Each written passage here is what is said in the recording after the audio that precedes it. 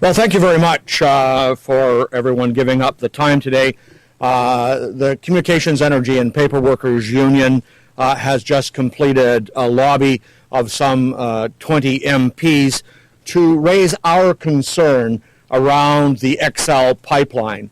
Our union opposes the XL pipeline for a whole number of reasons, including the impact on the environment, the loss of potential jobs, and the harmful effect on the Canadian economy. It really is raw logs on steroids. You grab the bitumen and pump it to the United States, they get the jobs, and we end up with the environmental mess that's left over. This government has had a wrong-headed approach to the economy. It does not have a national energy strategy. There is no debate going on in this parliament we're in about where the environment and all of the renewable resources, we build our pipelines north-south. There is an issue of national energy security. There is no pipelines east-west. And we're now starting to believe, and we have our lawyer, Steve Schreiben, with us, that the very permit that was granted to build the XL pipeline is now null and void. And we think that it has to now go back before the National Energy the National Energy Board. Jobs are important to Canadians. Jobs are important to Albertans, along linked with the environment. And you can't separate the two. You cannot have an economy that's based on just exporting raw resources, whether it's water, oil, or trees. And this union stands firmly behind its position that we're absolutely opposed to the construction of the XL pipeline and the export of unprocessed bitumen to the United States. With me, I have our Secretary-Treasurer, Gaétan Menard, and the President of the Alberta Federation of Labour, Gil McGowan. And I'm going to ask Gaétan to say a few words at this time. Thank you very much, Dave. Bonjour tout le monde, Gaétan Menard du SCEP. Alors, essentiellement, ce matin, on est venu rencontrer un certain nombre de députés et ce qu'on est venu leur dire, c'est que le projet de pipeline Keystone XL est un mauvais projet. Pourquoi c'est un mauvais projet? D'abord, c'est un mauvais projet pour les emplois. Ce qu'on fait en envoyant 900 000 barils par jour de bitumen dans ces tuyaux-là, c'est qu'on envoie également au-delà de 40 000 emplois vers les États-Unis. C'est complètement ridicule d'envoyer nos ressources naturelles non transformées vers les États-Unis. Pourquoi ne pas créer des jobs ici? En même temps, c'est un mauvais projet pour toutes les questions environnementales. Comme toute énergie fossile, les sables bitumineux, on va voir la fin un jour. Pourquoi se dépêcher à aller voir le fond du baril? Pourquoi aller si vite pour sortir ce qu'on a là et s'en débarrasser le plus vite possible? Pendant qu'on va vite, ce qu'on fait, c'est qu'on n'utilise pas les bonnes technologies pour respecter l'environnement. Ce qu'on fait, c'est qu'on crée d'énormes dommages. Donc, non seulement on exporte les jobs vers les États-Unis, mais en plus, nous, ici, on reste pris avec des désastres environnementaux. Vous savez, les pipelines qui sont proposés, l'ensemble des pipelines visent à augmenter la production des sables bitumineux. On est à l'heure actuelle à 1,6 million de barils par jour. On veut monter ça à 3, éventuellement à 5 millions de barils par jour. Encore une fois, pourquoi aller se dépêcher tant pour aller voir le fond du baril? C'est complètement ridicule. C'est un mauvais projet également pour toute la question de la sécurité énergétique. On est le deuxième plus grand producteur de pétrole au monde, et pourtant, on a une grosse partie de notre pays, tout l'est du pays, qui est dépendant d'importation de pétrole. Ça n'a aucun bon sens. Pourquoi? Parce qu'on construit nos pipelines du nord vers le sud, on envoie donc nos ressources vers les États-Unis, et pendant ce temps-là, l'est du pays reste complètement dépendant d'importation. Encore une fois, ça n'a aucun bon sens. Alors, ce qu'on dit, autant à nos députés qu'au premier ministre. Le premier ministre Harper, vous devez cesser de faire du lobbying auprès d'Obama pour qu'il approuve ce projet aux États-Unis. On l'a vu encore hier, il a dit que c'était un no-brainer. Moi, quant à moi, c'est un no-brain que de dire qu'on veut absolument construire ce pipeline-là. Ça n'a aucun bon sens. Et d'ailleurs, on a une question. Est-ce que M. Obama peut, à l'heure actuelle, approuver un projet dont le certificat d'autorisation ici même n'est plus valide. On questionne ce certificat-là à l'heure actuelle. Nos avocats travaillent là-dessus. On est convaincu que le certificat n'est plus valide puisque la construction devait débuter au mois de mars, qu'elle n'a toujours pas débuté. Donc, on doit ramener cette question-là devant les gens qui sont élus, les gens qui nous représentent, les gens qui représentent la population canadienne. Alors, on dit à Harper, ramenez cette question-là vers le Comité des ressources naturelles. Nous devons regarder ça de façon plus approfondie. Nous devons arrêter d'envoyer nos ressources naturelles sans les transformer aux États-Unis. Merci. I'm here today in Ottawa because our political leaders, many of our political leaders in Alberta, have forgotten who they work for.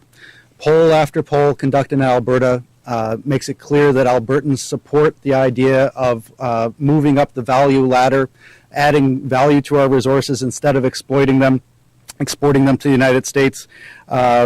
Industry associations support the concept of moving up the value ladder. Municipalities have come out in support of it. And most recently, our former Premier Peter Lougheed was on CBC last week talking about the need to stop the Keystone XL pipeline and create more value-added jobs in Alberta.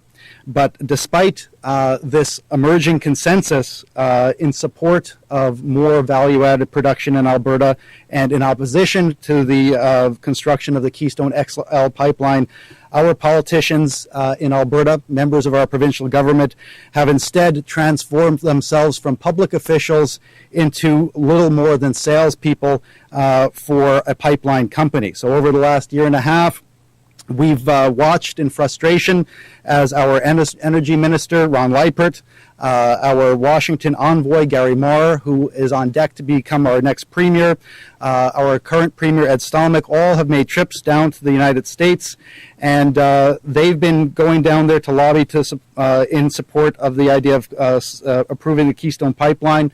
While down there, they have been carrying reports with job projections. We have job projections from the Canadian Energy Research Institute, which suggests that if the Keystone XL pipeline is constructed, more than 465,000 jobs will be created in the United States by 2035.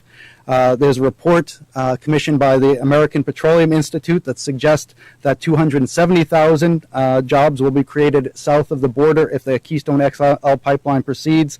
And we have a report that was produced by the Trans-Canada Pipeline Corporation and is being now used by the U.S. State Department, which suggests that as many as 250 to 550,000 jobs will be created if the pipeline is approved. So we are here today to ask MPs to get involved in this discussion. First, and we're asking three things. First, we would like the MPs to start asking people like Prime Minister Harper, who just yesterday was down in Washington or New York promoting the value of the Keystone Pipeline. We want MPs, members of this Parliament, to ask the Prime Minister and his counterparts in the provincial government in Alberta, why on earth are they going south of the border to promote the construction of a pipeline that will clearly create literally tens of thousands of jobs south of the border while creating almost no new jobs here in Canada.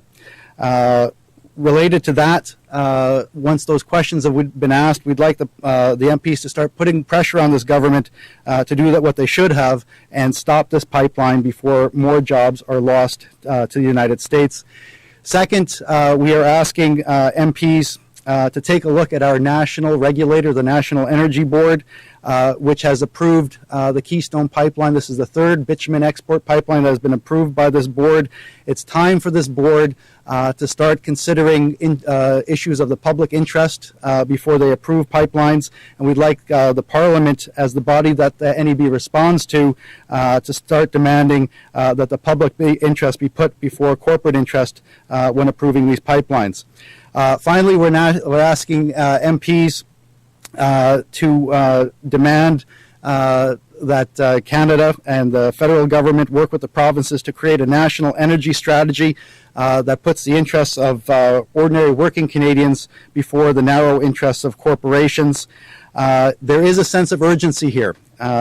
As I've said, this is the third major bitumen pipeline that is being considered for construction. Two others have already been built, the Keystone 1 and the Alberta Clipper.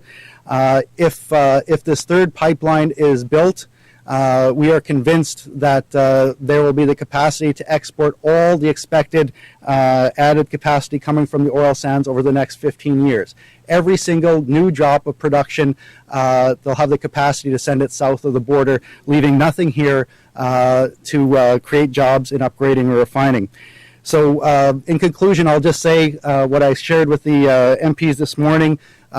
We have an opportunity here to rewrite the traditional script in Canada when it comes to the development and exploitation of natural resources.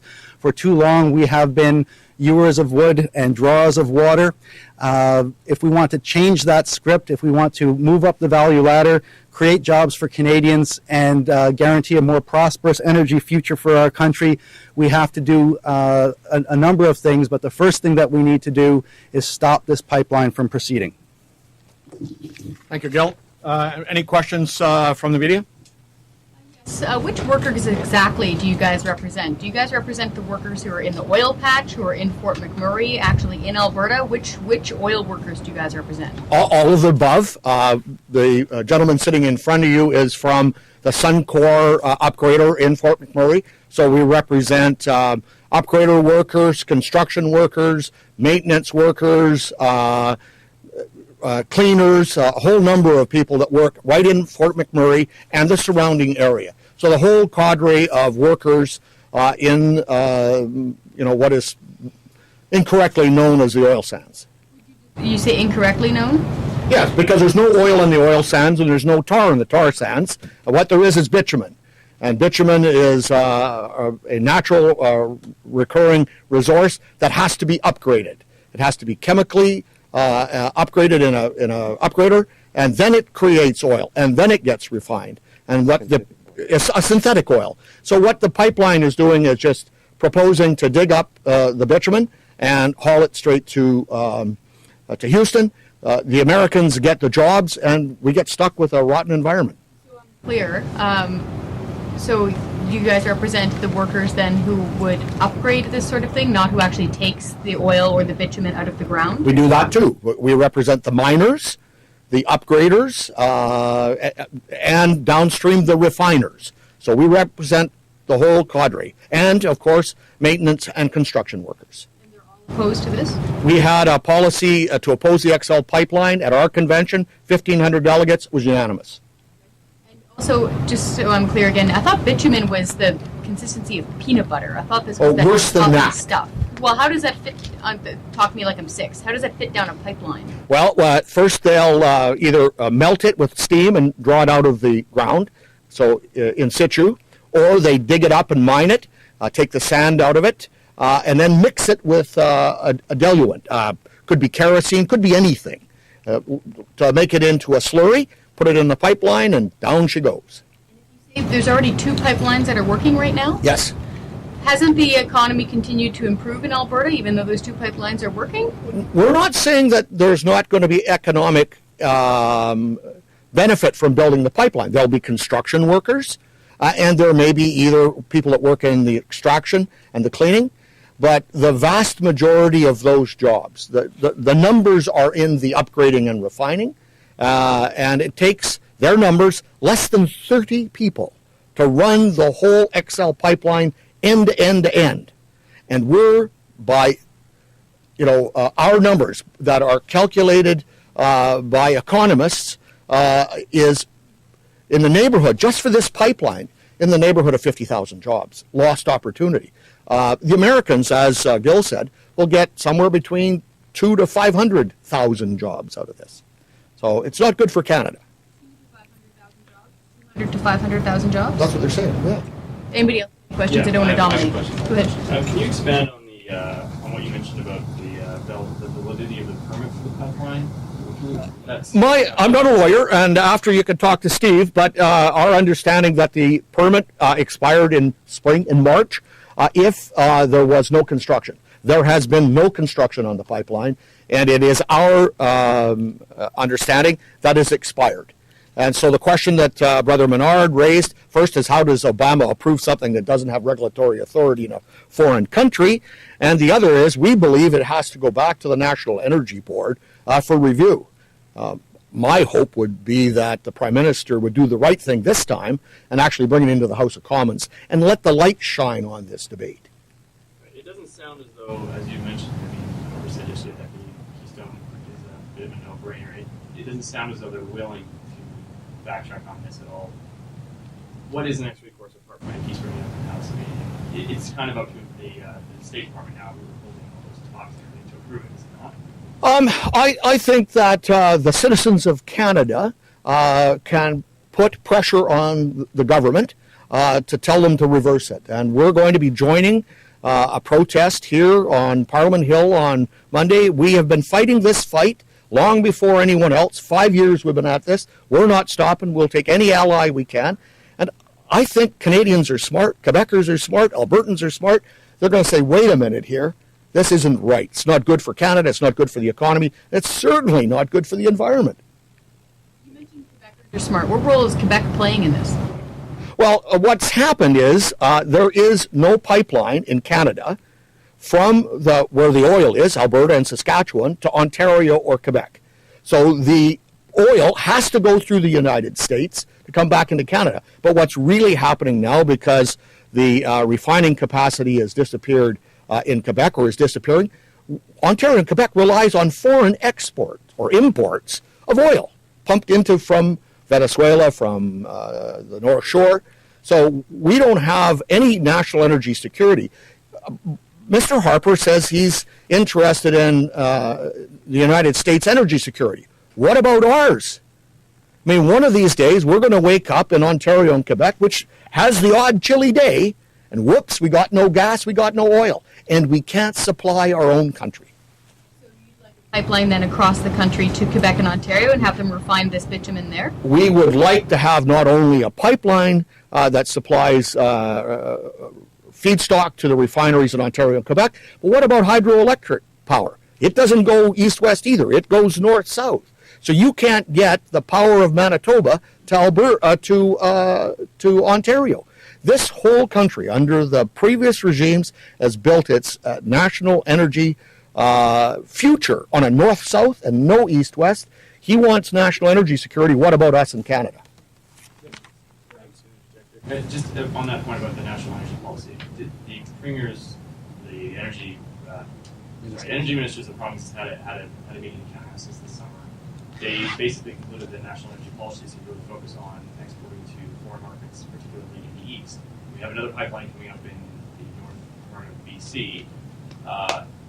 What about that national? They sound like they're on their way to having a national energy policy, but it doesn't sound like it's the one that you want.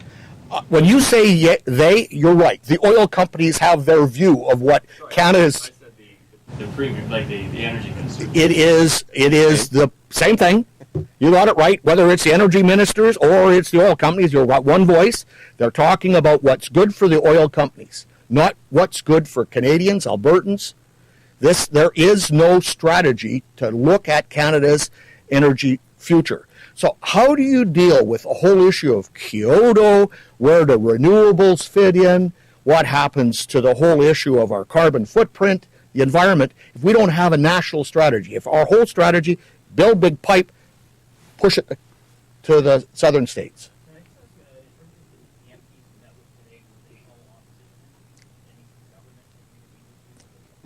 Today, it was all three opposition parties were there. Didn't a request to meet with government, or Everybody was invited. Yep.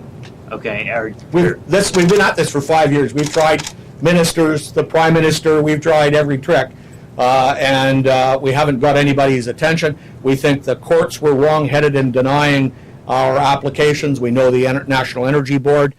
So, your media guys, you need to look into this. The National Energy Board says to export oil pipelines, you need to have a license. They don't have licenses. What they have is short-term permits. But because of NAFTA, you give them a permit, and they don't need a license anymore. So they're, in our humble terms or view, they're violating the National Energy Board regulations. There's no concern about loss of jobs or the environment. What's good for the oil companies has got to be good for the interest of Canada. I mean, that's what they're saying. We say not. Don't build that pipeline. Environment playing in this? You've mentioned the environment in Kyoto a few times now. What role is the potential environmental effects of this pipeline playing in your opposition to it? It's significant. You can't de-link in a country like Canada, or probably anywhere in the world, you can't de-link the economy, jobs, and the environment. And so we're saying that you have to look at the whole thing, including the environmental impact. No one with any brains would say that there should be unfettered expansion in Alberta or Saskatchewan. That's crazy. It's absolutely crazy. So the environment is a huge impact. Our members live and work there. They got to breathe the air, and they got to be there after they've finished pumping all the stuff out of the ground and not processing it. Roland's grandkids need jobs eventually, right? You can't separate it. The environment, and it's no different that happened to us in forestry or mining. You can't separate jobs and the environment and the economy. You need the whole thing together. I'm already getting some feedback, people saying you're biting the hand that feeds you. What do you think about that? Oh, well, it's first not factual. I mean, the oil companies that are already there processing it, they don't want unbridled expansion. Why? Because a couple of years ago, you couldn't buy tires for their equipment. They couldn't buy pipe. The price of labor, as Gil knows so well, went through the roof. It's not to the oil companies that are already there. It's not to their advantage for this thing to go crazy. They can't afford to operate. So the only reason that the newbies are coming is because there's no regulations. They can just dig it and pump it, and the price of oil is high. They wouldn't be there if the price of oil wasn't high. Sorry, but lastly, Mr. Menard, is your role here in favor of bringing a pipeline to Quebec and have Quebec workers refine the oil? Is that your main reason for attending? Oh, not only, but it is a reason. We believe that energy security is a big issue here in Canada. And while all the East, not only Quebec, but the Atlantic and big part of Ontario, they are now depending on importation of oil. And we are saying this is stupid. This is stupid that while we are pumping that stuff to the States, we are depending on importation on this side of the country. So yes, we should not only send it to the east, but also upgrading it in the east. We saw Shell just closing a refinery in Montreal last year.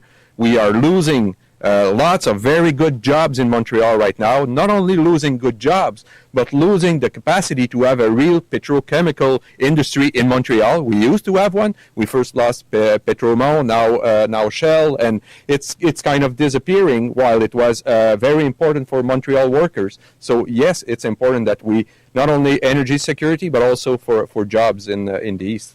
The Alberta workers are on board with you. You've met with them. Absolutely, our brothers and sisters are. I mean, right now you have tons of workers from Quebec working in the tar sands, so they would be more than happy to work in Montreal instead. Just one final thing, this gentleman to your left here. Can you just say your name? Yeah, my name is Gil McGowan. It's spelled G-I-L, last name M-C, capital G-O-W-A-N, and I'm president of the Alberta Federation of Labor, which is the largest labor organization in Alberta, representing 29 unions in the public and private sector. So we represent CEP as an affiliate, so we represent the people who work in their plants like Suncor, but we also represent many of the construction workers who are building these oil sands projects. And I can tell you that over the last 5 years in Alberta, we've had long discussions about the oil sands and how we as workers think they should be developed. And, we've heard all the arguments that you shouldn't bite the hand that feeds. We've heard arguments about the dangers of threatening the goose that lays the golden egg. But we've come to the conclusion that the current approach to development in the oil sands is not in the long-term best interest of either Canadians or Albertans. For us, the bottom line is that construction jobs are welcome, but the real jobs are in upgrading and refining. And this is a point that sometimes is lost with all the stories that you read in the business pages about the jobs boom in Alberta. What we're experiencing in Alberta is not necessarily an energy boom. It's really a construction boom, and it matters what they're building on those construction projects. If all we do is build extraction-only projects like the current project at Curl Lake being undertaken by Imperial Oil, then there will be very few jobs left once the project is done. Because once you build a big industrial plant like an upgrader or refinery, you create sometimes literally thousands of jobs in operations, but you also create thousands of ongoing jobs in maintenance. So for those of you who follow the energy industry, you may have heard terms like shutdowns and turnarounds. That refers to the process of actually fixing these refineries on an ongoing basis. And so every year, whether it's the upgrader at Suncor or Syncrude or the refineries in Edmonton, there are literally thousands of tradespeople who go from one end of these industrial plants to another, replacing pipes, changing valves, and then they go back to do it all over again. So when we're talking about job creation in the oil sands, when we're talking about upgraders and refineries, we're not just talking about construction workers at the front end. We're also talking about operations jobs, maintenance jobs, and all the jobs created by the suppliers and contractors who support those plants. So if we don't build the plants here in Alberta or in other parts of the country, then we will be losing literally thousands of jobs, not only for the short term, but for the long term.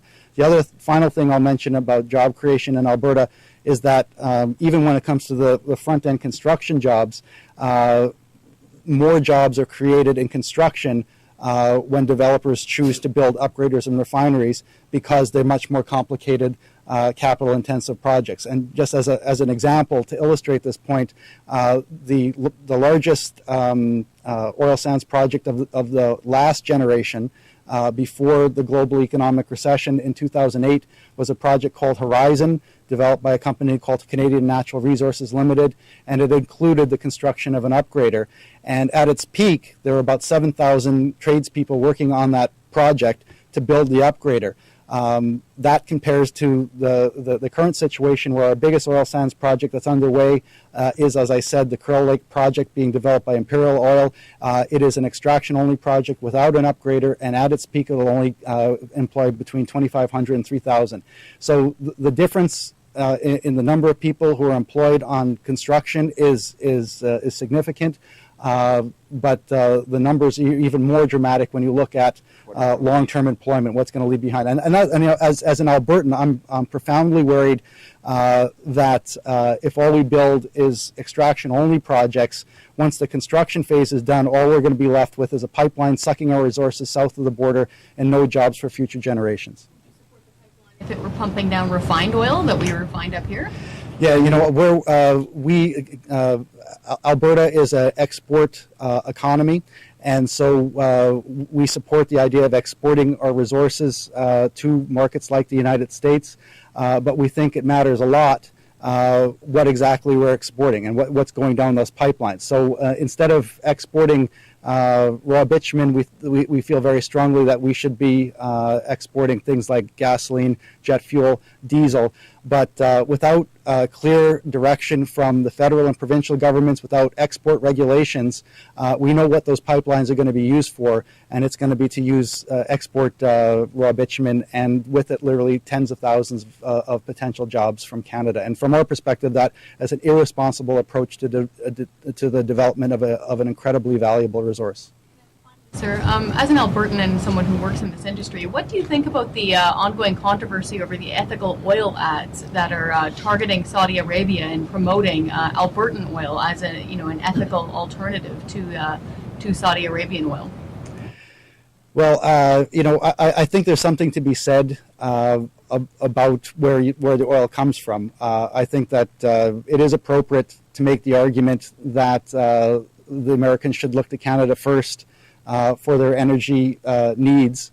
However, I'm skeptical of this particular campaign for a couple of reasons. First, because it's being used to promote the approval of the Keystone pipeline south of the border, very explicitly. So this ethical oil argument is being used as a very clear effort to convince policymakers in the United States to support this pipeline. So while I might agree with the general argument, I don't like the fact that they're using this argument to build a pipeline that's clearly against the public interest in Alberta.